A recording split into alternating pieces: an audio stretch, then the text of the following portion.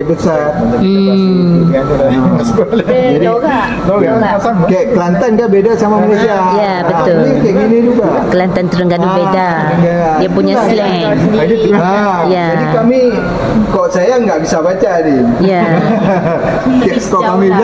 Kok kami bilang bahasa Korea. Susah. Lirik semua. Jadi mereka udah punya. Kalau mau lihat pulau ini nih. Ya. Peta ini peta yang pernah berlaku tsunami di Indonesia. Dari sejarah semua ini pertama kali di Laut Banda ni tahun 1674. Pertama kali. Jadi sebetulnya Indonesia ini udah lama ya. Ya. Tapi pengalaman ini enggak dibagi. Betul.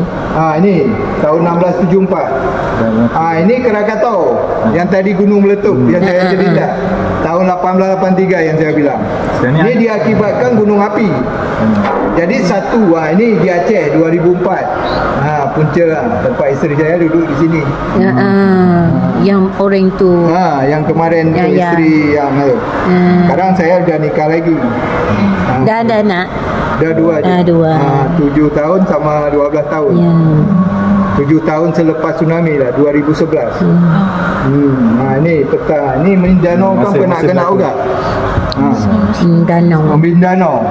Berlaku terjadi tsunami, gegar lagi dulu. Habis tu burung berterbangan. Selepas tu air sumur kita telaga, warna bau beda. Habis tu laut ini tak ada riak masa tu, tenang. Selepas tu bunyi kayak bom patahan tadi. Betul. Dikira orang Aceh lagi bergaduh kerana bunyi bom. Selepas tu air surut. Di sini lah air surut ambil ikan. Masa tu itu tanda-tanda tsunami. Ni surut, orang turun ke laut. Orang ini naik ke atas bukit yang tadi Semeru. Mereka udah faham. Ini baru datang. Ini terbau garam dulu. Jadi kawasan tu bau garam kita. Baru datang tsunami. Jarak tu berapa jam? Sekejap. Tidak ada jam, menit. Air tu turun terus naik. Dia naik atas bukit. Ada yang bilang 10 menit. Dia sempat naik atas bukit. Sekejap tu. Sampai. Pasal dia dekat kan? Dia dekat. Tapi itu yang tahu ini tanda-tanda tsunami ini orang yang di tepi laut. Ini kayak normal ni kan. Tiba-tiba gegar.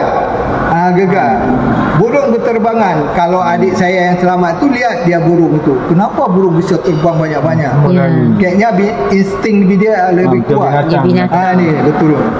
Masih gegaran kuat tu. Tapi kita enggak faham dia fikir. Dia masa gegaran ada runtuhan tak berlaku? Ada sebagian, tapi dia banyak hancur kerana air.